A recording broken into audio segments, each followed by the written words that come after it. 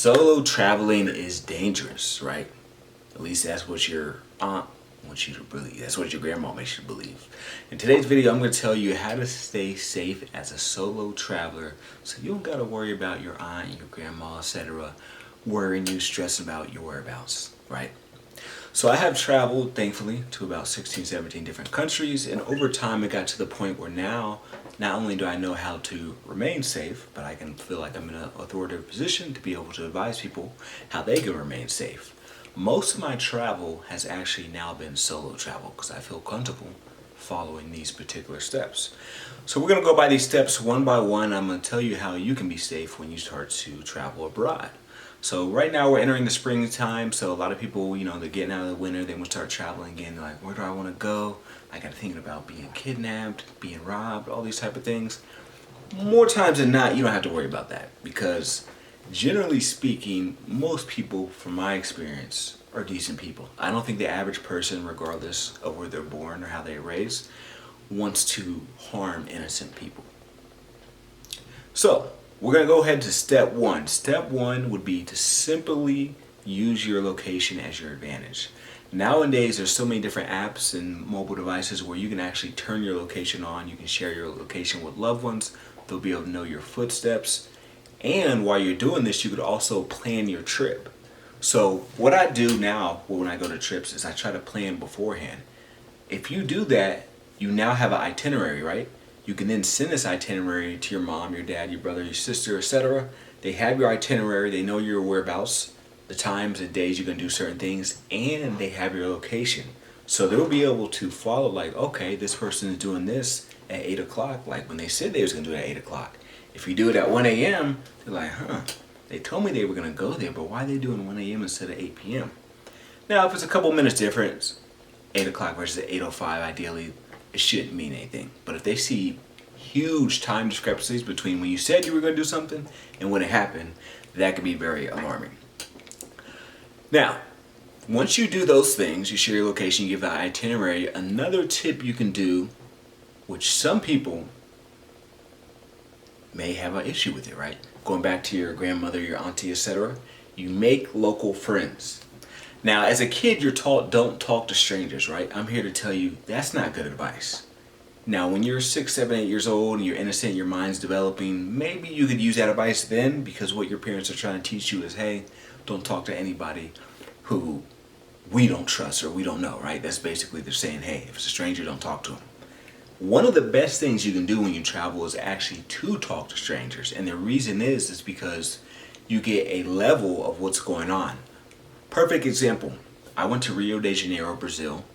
I had some family members that were rightfully concerned about me. They want to know what city I'm going to, why I chose it, be careful, blah, blah, blah, blah. All this type of stuff they try to tell me, right? Excuse me. I was in Miami airport waiting to get on the plane to go to Brazil. And because it's a direct flight to Brazil, a lot of people who are in that waiting area past the gate are Brazilian. So, I'm by myself, I'm just walking around looking at people, blah, blah, blah. See someone make eye contact with me, I just start talking to him. Long story short, this guy was a Brazilian American, right? Born in Brazil, but has been raised like in America, and he goes back and forth. And me and him ended up being cool to the point where I was asking him certain questions about Brazil, like, hey, what about this area? What about this, etc. He was like, you know what, just take my phone number down, just in case anything happens. So this guy, we both knew, or we both agreed, like, we're not necessarily going to meet. It's just, hey, he was like that extra backup, like, hey, man, I'm a Brazilian American. I just want to make sure you don't do anything crazy. Here's my contact information. And we kept in contact for a couple months before we eventually stopped talking. But a situation like that, what if I would have never talked to that guy in the Brazilian airport and he had all those connections and resources? He speaks Portuguese and he speaks English. He lived in Brazil and he lives in America. He knew certain prices of certain foods, like, hey, this is where if you want to buy this over here, or hey, this neighborhood is dangerous, but this neighborhood's good. I recommend this area, but not this. That's a connection, right? And then when I landed, guess what else I did? I made more connections. So when I got on my first ride, my Uber ride, when I was taking it to the hotel, I'm talking to the driver enough, but not too much to the fact where I don't want him to think this is my first time here. But I'm using the information I found online, plus the information I just got from the guy at the airport, and I'm able to kind of make it seem like I'm an expert at what I'm doing. Why do I do that? Because let's say if it was my first time, right? And maybe I don't trust this driver. They may try to take advantage of the situation. So I'm playing it as if, hey, I'm already knowing what's going on here. And I was basically able to get information from that driver. Get dropped off at my hotel. I was at a large hotel. I heard someone speaking English, right? They got into the same elevator as me. I started talking to her. We became cool. We exchanged contact information. That's another connection. So that's what I'm saying. It's actually great to be with the locals, to know the locals, have some contact information. I'm not saying you necessarily have to hang out with them, because all the locals I met in my journey, I didn't spend time with them. Sometimes they were just there almost like as a backup, or just because, hey, we could potentially hang out. Well, let's see what happens. But I'm telling you, it's very good to talk to strangers. So the whole idea of don't talk to strangers, I see where it comes from, but it's not an idea you want to practice, especially as you come to a new country, right?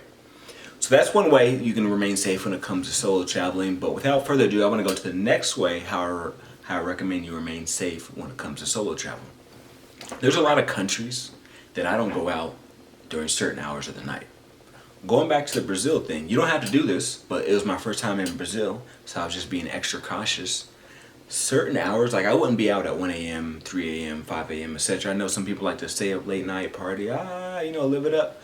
For me personally, I'm like, the risk versus reward is not that beneficial for me. And then at the same time, even when I'm in America, I'm typically not up outside of my house at 3 a.m. So I'm like, why would I do it in a foreign country? So I just know that at those hours, a lot of people are under the influence, whether it's drugs or alcohol. And when people are under the influence, it can change their judgment and have them behave in ways that it's not normal to them. So I'm like, I'm just not going to do it. I can have just as much fun, if not more, at 3 p.m. when the sun's out versus 3 a.m. when it's dark and you can't really see what's going on, right? So take advantage of the time, take advantage of the weather, all that type of stuff. Meet the locals, interact with the locals, show your plans, give your travel itinerary to your loved ones, right?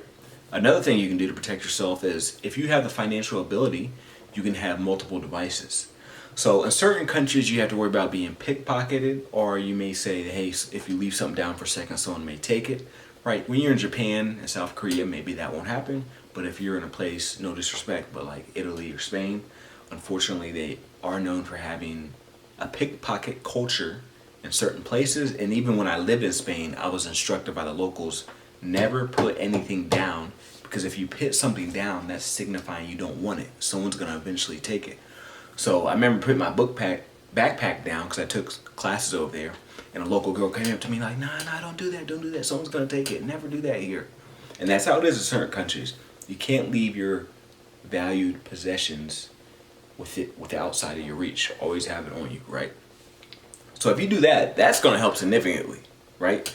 And then you got the multiple devices. The reason why I say multiple devices is you may have your local US number, but then when you go to another country, let's say you go to Thailand for 1 month, I think it costs like 20 USD for a cell phone plan, and that's with the card included. So $20, you spend that a day on food, if not more, right? And you get that for a whole month. So have your second phone. I never get rid of my old phones, so I always got like extra phones on me. So what I do is do a little $20 monthly thing, get a SIM card. A lot of these countries, you'll find out it's a lot cheaper than the States. Japan is cheaper, South Korea, Malaysia, Thailand, Singapore. Their monthly plans, especially if it's a country that has tourist plans, it's typically cheaper. I know people who are paying like $200 a month for cell phone plans out here in USA. I don't know why. It's almost like a car payment, but usually it's cheaper in those other countries. So when you go to the other countries and you meet someone, let's say you don't feel comfortable giving them your domestic phone number, you can give them your new international phone number. Also, with the new international number, people are going to assume this person knows what's going on. Like if you exchange contact information with someone and they see you have a number that's within their region, they're like, okay, this is someone who knows what's the plans, they know the games, etc. So they're going to treat you typically different than someone who's perceived as green or naive or a typical tourist. You having a local number shows a level of dedication, right? And you're also protecting yourself. Certain restaurants you go to, they ask you to sign up via text for the waiting line. You're like, I don't want to give you my real number. Okay, here goes my tie number that I'm only going to have for another 12 days. I don't care about this number. You can leak the number. You can do whatever you want with it. So if you have the finances, make sure you get a second device because that's going to help a lot. Also, if it gets snatched, you're not going to care about it. Like, you're like, okay, this is my old phone.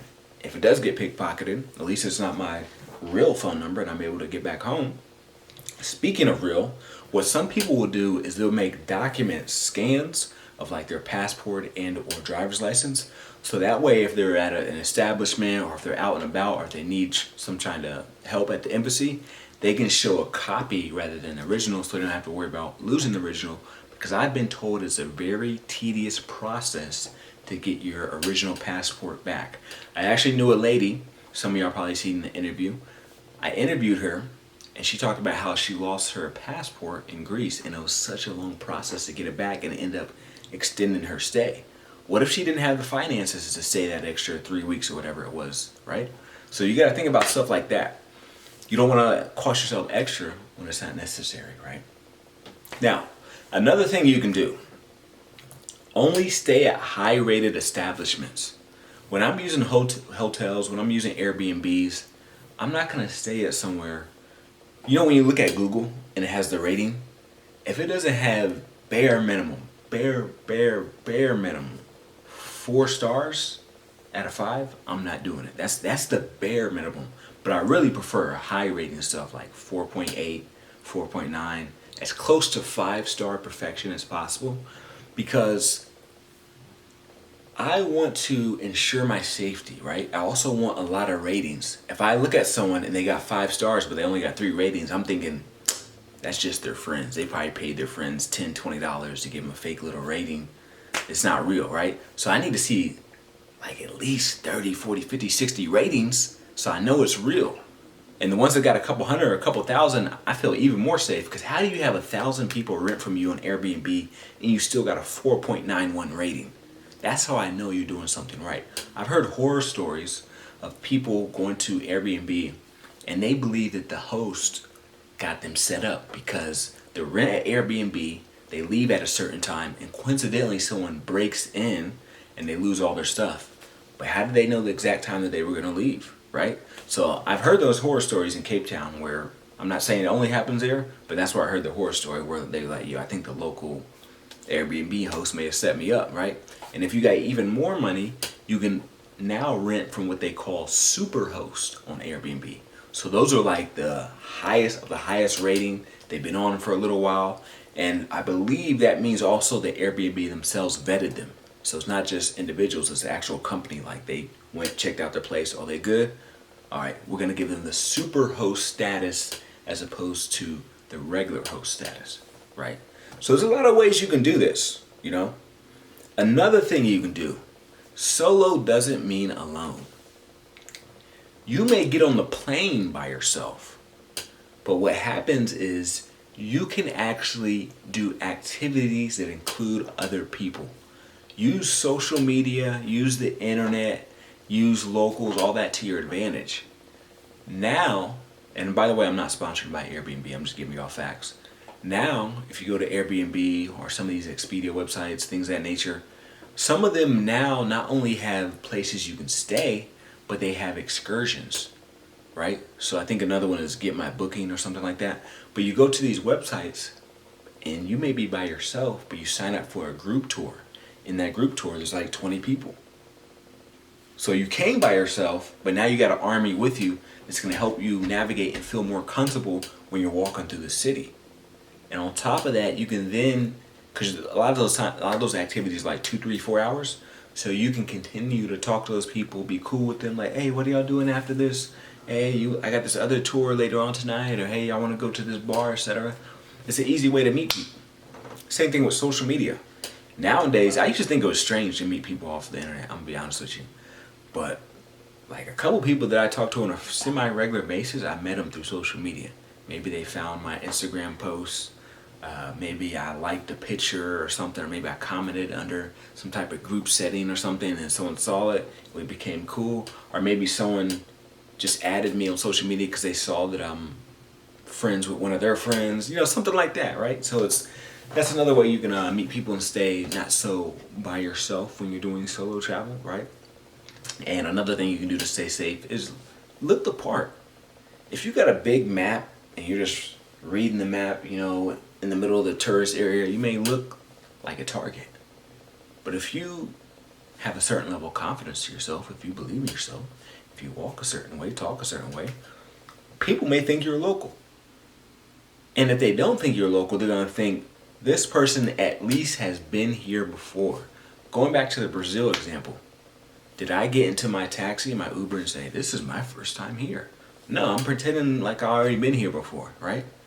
It's going to give me a certain level of ease, and then people are going to perceive me a certain way, especially if you know the local language. I say a couple Portuguese phrases, they're like, oh, okay, yeah, he might even be Brazilian, or, he's been here before. It shows dedication, right? That's the next thing you can do to stay safe in solo travel. Learn the language.